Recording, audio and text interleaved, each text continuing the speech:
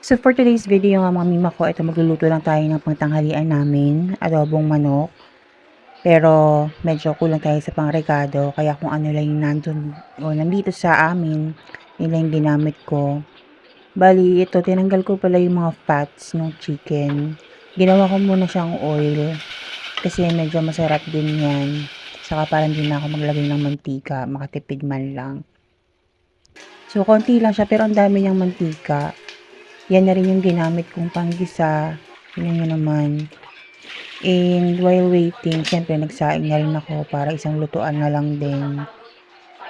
Itong maliit na kaldera na to, kasya na to sa amin. Bali, 8 kami rito sa bahay. Actually, 7. Kasi yung pamangkin ko may work. Tapos yun, gisa-gisa na tayo. Sunod natin sa bawang. Wala akong sibuyas. Kaya dinamihan ko na lang din yung bawang. Masarap naman yung bawang sa adobo. Mas marami nga, mas masarap. Tapos yun, halo-halo lang. Nilagyan ko na rin pala ng asin kasi gusto ko may lasa na yung manok habang ginigisa or sinasangkot siya. Hindi ko muna kasi siya nilalagyan ng toyo agad.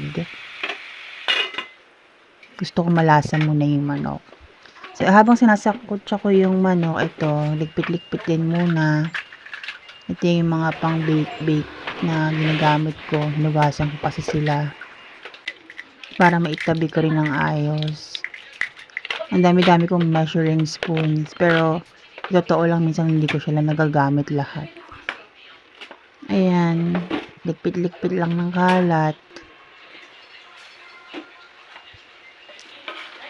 Tapos yun, medyo okay na to. Kaya nilagyan ko na ng mga pampalasa. Usually lang, toyo, suka, dato puti baka naman. Tapos nilagayan ko ng paminta, ditaktak na pala.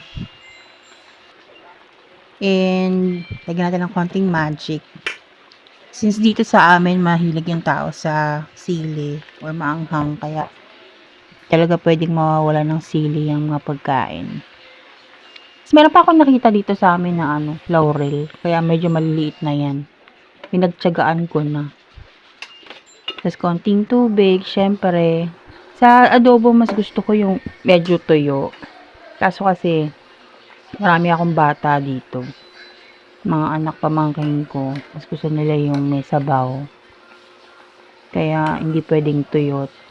Pero papaigahin ko pa siya ng konti. Medyo marami pa rin to. Pero okay na to. Luto na talaga to. Gusto ko lang mabawasan yung sabaw. Maiga para magmantika pa siya.